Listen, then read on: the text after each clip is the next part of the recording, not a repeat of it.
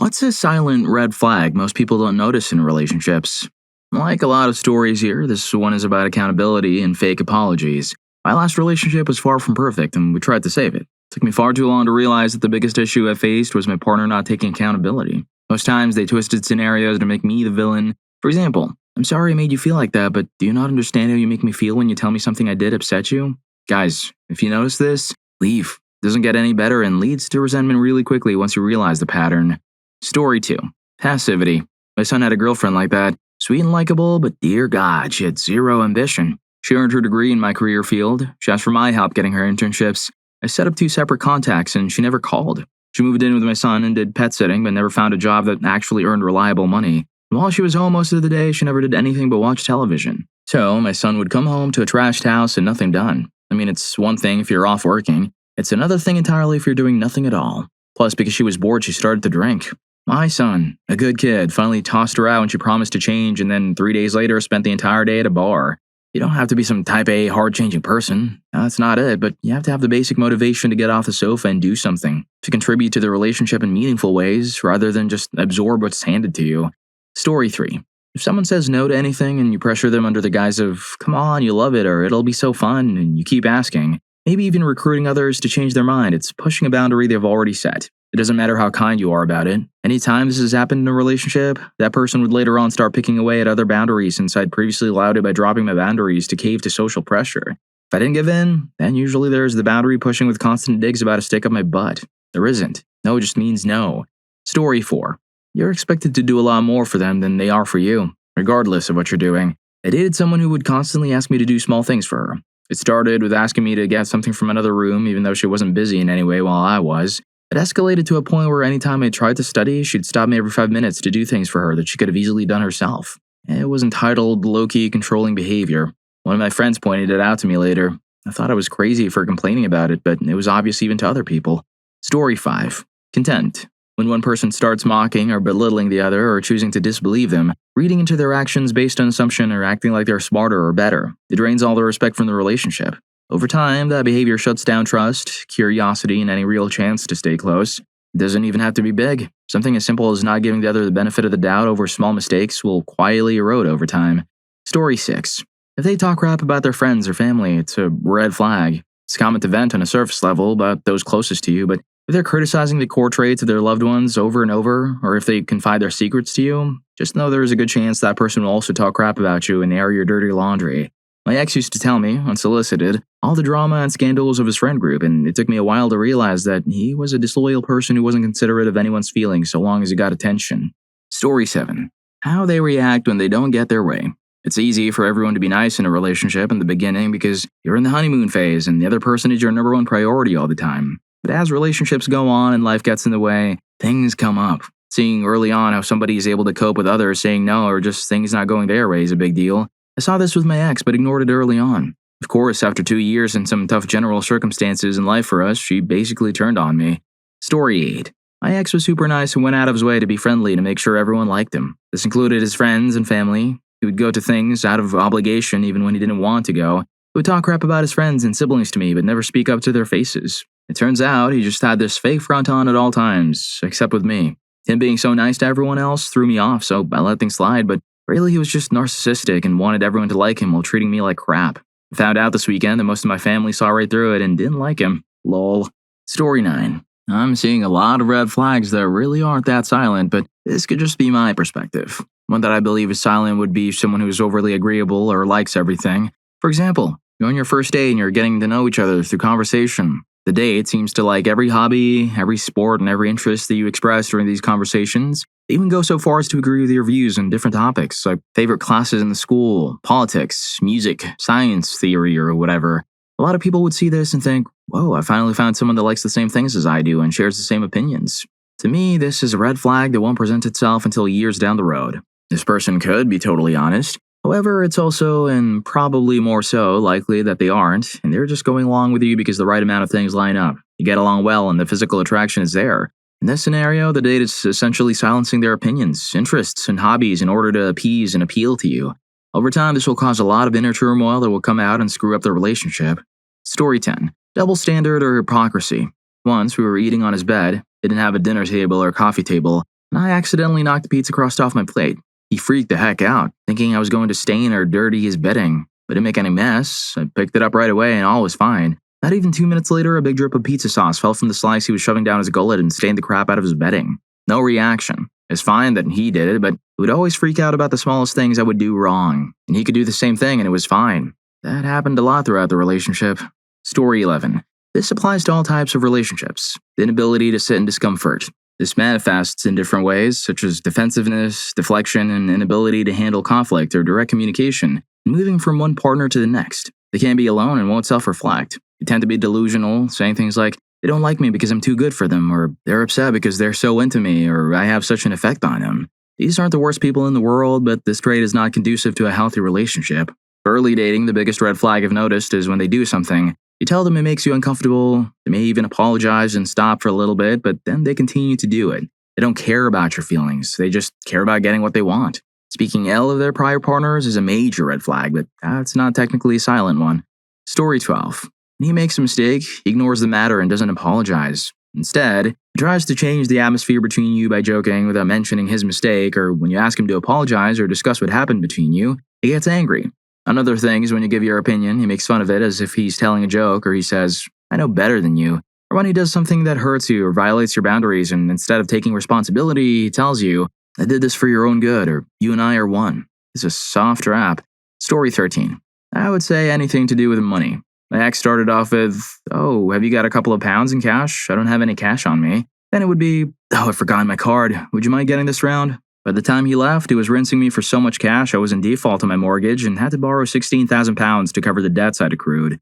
He's doing the same to his new wife now, and it was so insidious I didn't notice how it was growing. I'm sure she hasn't either. Story 14. They always check your phone or even keep it for long periods of time, answering it or using it for you, but they don't let you see theirs at all. Last but not least, the one that my last ex used to do to me almost every day, which I hate more than anything and I wish I never had to deal with it in my life and hate myself for. They would cheat on you almost every day, but then they would be very cruel about accusing you of being unfaithful, or they would be very untrustworthy of you even though you were literally only in the room all day every day and didn't even leave. Story 15. If someone has a bad relationship with their family, it's a red flag. A lot of red flags are some kind of adaptation to a toxic environment. It could be a work environment, a roommate situation, or a previous marriage, etc., but family seems to be the big one, and it's easier to ask about than previous marriages, lol. If their parents gave them a hard time about doing chores wrong, they're going to be afraid of housework. If they work at a place where everyone holds grudges, they're going to start doing it too. And if their last spouse was passive-aggressive, they're going to check everything you say for hidden insults. The sad part is, it's not usually their fault that they're like this, but they can make a relationship with them very difficult. Story 16. A lack of consideration for your time and an inability to think about how their actions could impact your life. Little things like not checking in with you, making plans with friends without giving you a chance to be part of their schedule when it's convenient for both of you, or making any relatively large decision without even checking in with you. Your partner might not always make the decision you want, but the best ones will see you as exactly that, a partner in life. At the very least, they will keep you in the loop and prioritize you to a reasonable extent. Story 17. 2 silent warning signals, and I emphasize silent, are essential in my opinion to analyze. The first is the way a person treats others, especially those where he or she has a position of strength. Animals, children, elderly people, waiters, cashiers, etc. The second, and one where almost all my loved ones and the people I meet fall victim to, is victimization. It is one of the biggest manipulation tools, very effective, and one that allows a person to completely establish control in a relationship. If you meet a person who constantly puts themselves in the victim position, who feels persecuted by everyone, who's never at fault, and who doesn't hesitate to cry in private or in public to get what they want, be careful. This weapon is effective because if you dare to contradict them, you will become the bad guy. In all the unhealthy relationships I've had to listen to, this point kept coming up, and it's always very subtle. Story 18. For women, watch how he treats and talks to his mom and female relatives. I was an idiot for not noticing how condescending, dismissive, and rude he was to his mom. Granted, he spoke Cantonese and I don't, but even with the English he used with her or when talking about her to me, I should have run. Run. I want him doing nice things for others. Doesn't matter if he's mean or angry about doing it later. He was a knight in shining armor when people were watching, but behind closed doors, he was mean, petty, and often resentful of the help he gave unless it furthered his connections. This is why mothers are key. They usually love unconditionally, take their crap, and didn't need his mother to advance his image. You see them at their truest self because they know they can't ever lose that person. Story 19. I guess it's not really a silent red flag, but it's a red flag when someone love bombs you. And I don't mean in the sense of literally telling you they love you right away, but putting pressure on you to feel the same way from the get-go. After only a couple of months of speaking, my ex asked me if I'd take a bullet and sacrifice myself for her. She told me she would, but I said I wouldn't because I didn't know her on a very intimately personal level like that, and I had responsibilities to my family. She got offended that I didn't reciprocate the same sentiment. I almost felt guilty and felt like maybe I wasn't putting in enough effort. Patterns of someone really throwing themselves at you from the start most times don't mean that they'll feel that way about you in a few months or a few years down the line. It usually stems from low self-esteem and the need to be liked. If they can throw themselves at you so quickly due to low self-esteem, they can always do it to someone else as well, potentially blurring boundaries. Story 20. Monopolizing your time. It's almost endearing how our new relationships want to spend all their time with us. It's so cute that they care about us so much. We found a perfect person to spend the rest of our lives with. That's possessive behavior. It starts out as hyper-dating, and you wake up 5 years later with all your familial ties cut and no friends to hang out with anymore. Of course, you write it off as a choice, except you're 30 now and stuck because everyone else has moved on. I guess it's time to have a kid or two since this is the way it's supposed to be.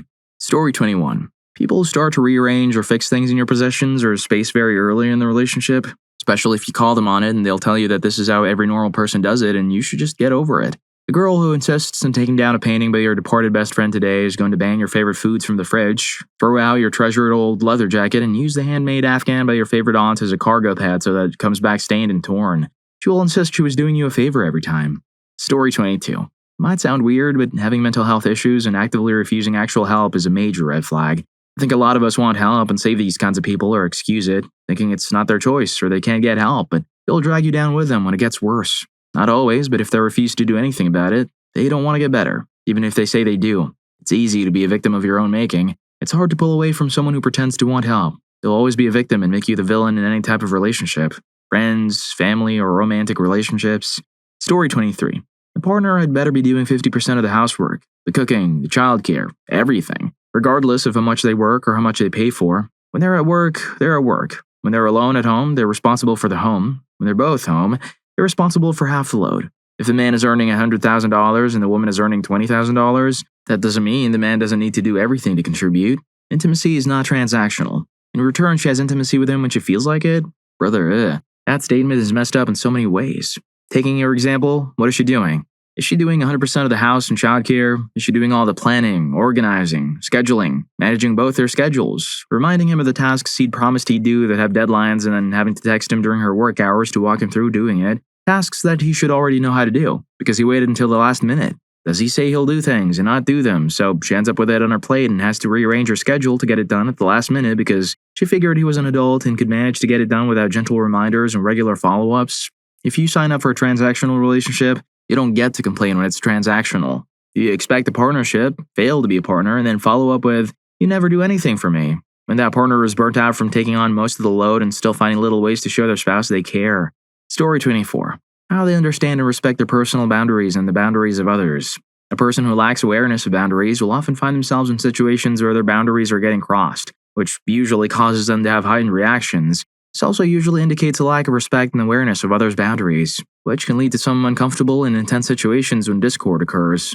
I struggled a lot with this myself, and my ex did too. It really helped me to recognize how important this concept is and how, generally, people don't seem to have a good understanding or healthy examples of what they look like or how they operate. Story 25. This may not seem like much, but my ex would never look at me when we were around other people and talking about a common topic such as politics, studies, or general views of life. Even when I was a part of the conversation, he'd only look at other people, or the other person if there were only 3 of us. I pointed this out multiple times, and he always said it was unconscious and that he'd try to change it, but never understood why it was happening at all. Never changed it, by the way. Just made me feel so crappy and dismissed. Story 26.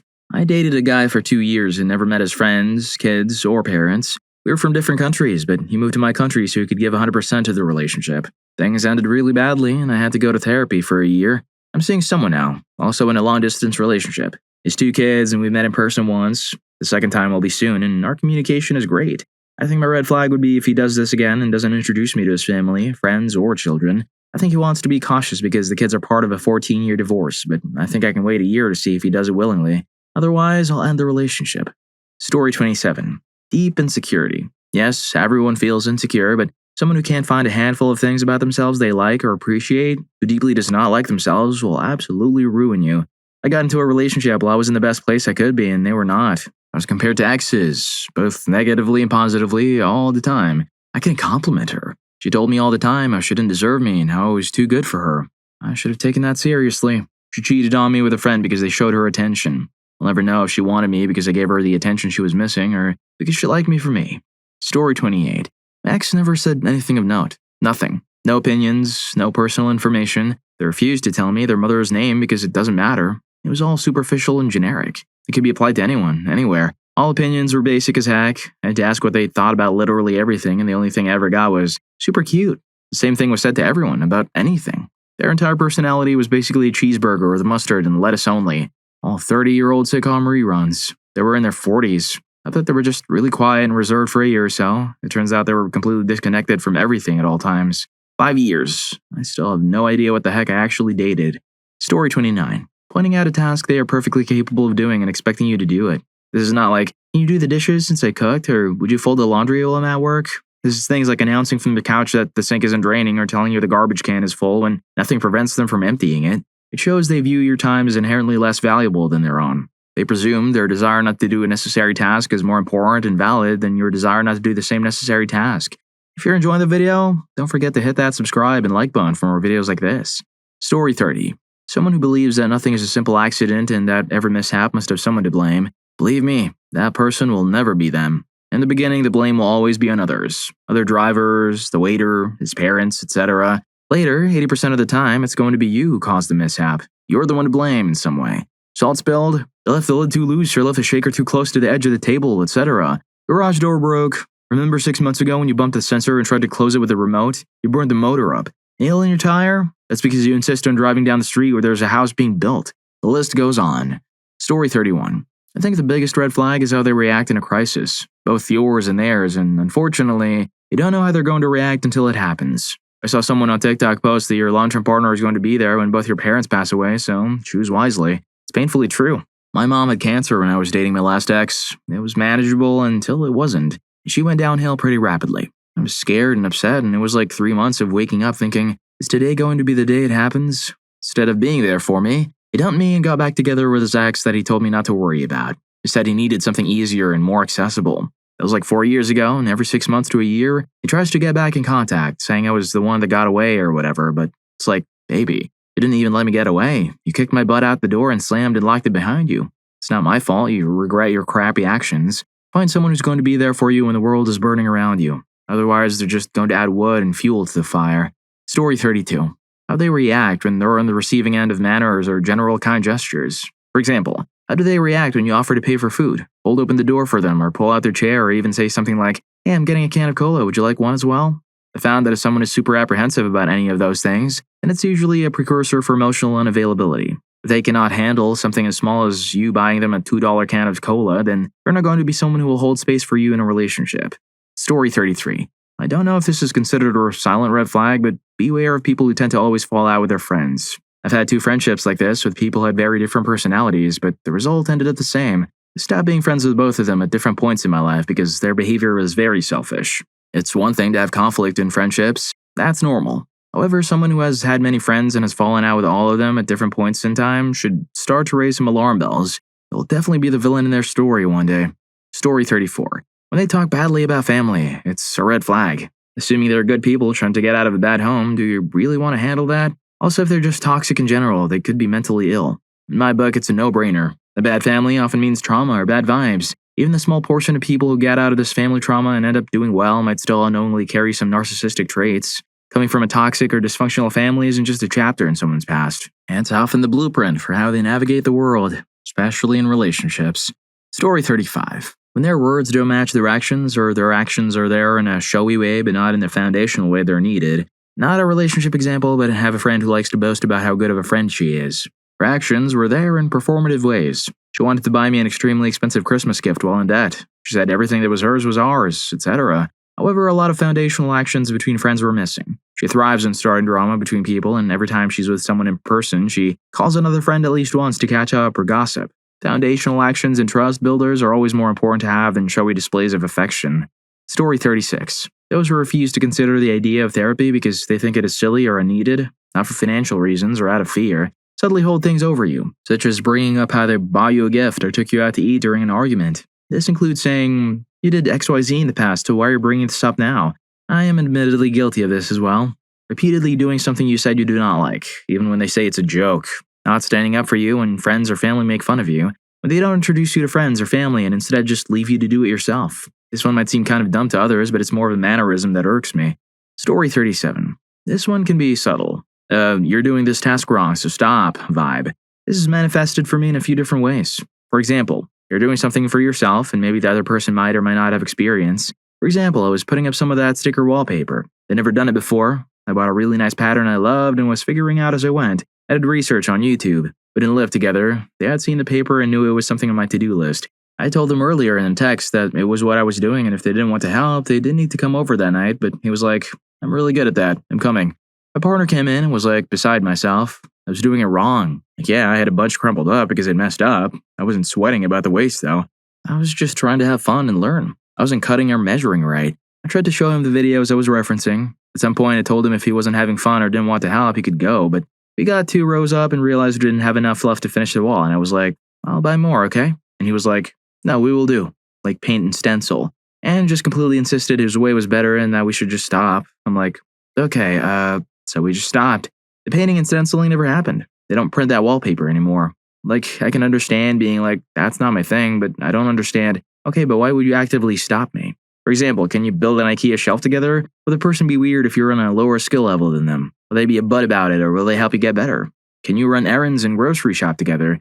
Do they have to do it their way or else get annoyed with you? I've had relationships where this was a nightmare and now I make sure we run an errand early somewhere to make sure they aren't a bum.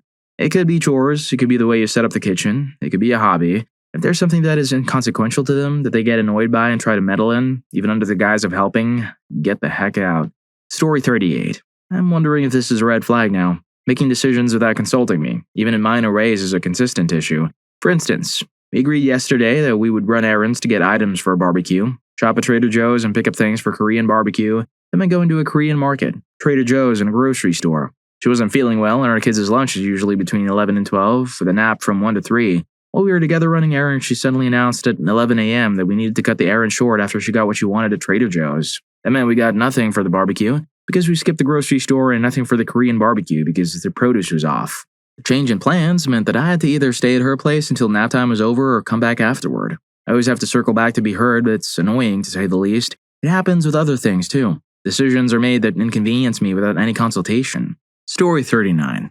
A flat-out refusal to apologize or take accountability. When you try to bring something up that upsets you, instead of listening, they literally walk away mid-conversation and even go as far as regularly closing a door in your face. They'll gaslight you, and when you point it out, they gaslight you further by saying you don't know what gaslighting means. I'm still married to this person, but we've separated while living together. Unfortunately, my salary and the current high cost of living are making it impossible for me to move out without being forced to live with strangers, which is the last thing I want to do. I've definitely learned my lesson about not allowing those lovely early feelings of love to cloud my judgment and make me ignore major red flags. Story 40. This may not be the sort of answer you're looking for, but have a good way of telling whether a relationship will work out or not. Are both people in the relationship exactly the same person, whether they're alone or with their partner? That's my key criterion. If they're truly relaxed and true to themselves, they will be exactly the same person with or without their partner. That's a strong relationship. However, if only one of them becomes more talkative, silly, humorous, or sarcastic when they're not with their partner, then they're being stifled by their relationship, or they're pretending to be the person they think their partner wants them to be. Those relationships never work out in the end. Story 41. Never apologizing or refusing to accept that something was their fault, even if it's a slight error. It should be no big deal to just admit you messed up on something. To some people, however, it's a huge deal and they'll refuse to admit fault until the end. Another aspect to add is when a person is trying to admit guilt, yet the very act of admitting they're guilty of some dumb thing, absolutely not even a huge deal, causes them to spiral out of control in despair and depression, and they lash out at others or shove others away so they can be alone. That right there, that's a ticking time bomb of a broken relationship. Instead of trying to calmly talk through any issues they have, they bottle everything up and then just freaking explode at random. And then, even worse, they hold that over you by never forgiving themselves, so anything you've built up to that point is ruined, and anything you try to build with them will be ruined because they'll never forgive themselves for something stupid and trivial. Yet at the same freaking time, for something that is truly important to building a better relationship, to them it's not a big deal. They'll be mad at you for making it a big deal, and they'll hold that against you and claim to everyone that you're what's wrong because you dared to care about something important. Story 42. Moving your stuff, mostly from your areas or using your stuff. Is it out of convenience, like piling things on your side of the bed instead of theirs? Do they use your stuff and put it back where you had it, or do they leave it where it was, or move to an area where they can use it more easily? I'm not talking about cleaning, tidying, or shared items, like where to put the milk in the fridge or the extra soap. I'm talking about this. If you have a tool and you keep it on your desk and they need it, what do they do after? And especially what happens if they hate the reverse and get upset if you were to move something of theirs. Is it a pattern? Do they roll their eyes? Do they acknowledge it but not do better? Story 43. Whenever I would tell my ex about an instance in my day where I had disagreed with someone else, he would be quick to take the other person's side, even when I was in the right. When I assumed blame for a disagreement, he would heartily agree. I noticed that this was a pattern where I would never get any form of support or validation from him. Later, he would also pit my opinions and experiences against those of online strangers, or the proverbial "many people say this, so you must be wrong." For example, he cited an online discussion where someone claimed that eating eggs as a snack was weird. I told him that where I'm from, it's normal. He proceeded to argue that the people in the discussion were right and I was wrong because one of them was Asian, I'm also Asian, and he went so far as to say that my people were weird for snacking on eggs. After that, he further tried to push the idea that he was also Asian because he had relatives in Indonesia. He's Dutch and Caucasian, just to absolve himself of accountability for calling my people weird. But he would be equally quick to expect unwavering support and validation from me and his friends, even when he was in the wrong. Anytime he would be met with dissent, he would either shut down or subtly threaten to block the person disagreeing with him. Story 44. Not being on time for dates in the beginning with sorry excuses. Damn, I still think back to that first date I went on and how something crazy happened. It was on his way and he would be there, so we went. He finally made it. Come to find out, that was just a pattern and a part of his personality. When he said he was 10 minutes away, it was an hour. When he said he would be right there, it was hours later. Still kick myself for not recognizing the red flag. That literally opened the door to a lack of accountability and disrespect. I mean, it was all shown from the very first day. Story 45. When I was a few months into a relationship with my now ex-girlfriend, I dropped her off at the tanning salon. I then went to 2 stores to pick up stuff for the house. I said I was going to A and then B. It should take about 15 minutes and I'll come back and pick you up. It took about 20, but that wasn't the issue. See, I said I was going to place A and place B, but for whatever reason, I went to B first and came into the parking lot from the opposite direction, so I was lying to her, and she could no longer trust me when I told her things. This turned into our first actual argument and then the silent treatment for days. Little did I know this would set the tone for most of the rest of our relationship with her nutty, control freak behavior. I put up with it for years because I had a crush on her for almost a decade before we finally got together, and I really wanted to make it work. Story 46. I'm not sure if this is considered a silent red flag, but for me, that's someone who keeps complaining that what you want is too hard for them to acquire, or that it's always too hard for them to afford to go to a place you want to go. I've realized that I'm always suggesting new places for fun, with a full understanding that if someone says they can't afford it, it's a good thing to try and change places to accommodate them. But this keeps happening to me no matter where I suggest and how many times I do it. Sometimes it's not even a comment directed at me, they just ruin the vibe by saying, "Why do you always go to such expensive places?" When I'm literally suggesting to try out different things. Of course, money is going to be necessary, and most of the time it's not even an unreasonable price range. I was only suggesting it as a once-in-a-while experience in hopes of introducing something new to the group and to my partner. I think it's a red flag if you always have to accommodate someone and they haven't once thought about you putting up with them or tried to make an effort to accompany you. It's happened to me on my birthday when I asked my boyfriend and best friends to try out a special collab cafe event. They complained it was too expensive and we ended up not going despite agreeing months in advance. They gave me money instead of buying me a decent present. I'd had it. Story 47. Odd behavior with her cell phone. This became an issue with the last guy I dated. He had his phone on him constantly and only within his reach. It went off constantly, and when he was doing whatever he was doing, he would put the phone face down. If he left the room, he'd take it with him. Even if he just got up to walk a few feet to grab something, he'd take it with him. The first several times he did this, I really didn't think much of it. Eventually, he started noticing that he'd do these things literally every time he touched his phone. I finally asked him about it, and he got super defensive. He said it was just a habit he'd gotten into. Oh, it's a habit, alright, of someone trying to hide something. Which he was. Story 48. People always say relationships are about compromise. If you have to compromise on so many things, then what is the incentive to be together other than intimacy? No one is perfect, and the grass isn't always greener on the other side, but you don't have to be in a relationship. If you can't agree on music, then all road trips sound terrible. Going to a concert or a movie you sincerely don't like doesn't sound fun. You just got off work, so let's spend the evening watching a show I or you dislike. If you don't agree in politics and or religion, have fun raising kids together. Divorce is so bizarre to me because I don't understand how a majority of those circumstances aren't obvious before marriage. I've been with my SO for over 12 years now, married for over 5, and the idea of divorce is incomprehensible. The stuff we enjoy together, we do together. If she wants to watch some Grey's Anatomy, then I'll go play video games. If she wants to see a Blair movie, then she has friends and family. This works both ways. Luckily, we enjoy most of the same things. Story 49. Not being happy for you. My last relationship was the first time I dealt with something like this. I graduated from college, got a good job, and got into grad school. Instead of being happy for me, it was jealous and complained that I did too much. All he did was talk about how he hated his life and wanted more, not understanding how that truly hurt me. I was like he was saying, "You're not happy, even with me in your life? All the work I did was for us, yet it wasn't enough." It really broke me down. But now I'm in a relationship, or for the first time, someone is happy for all I've done and accomplished. If I get a raise at work, he's super happy. If he gets promoted, I'm ecstatic. We're happy for each other because what we do is for us, and this is something that my ex never understood.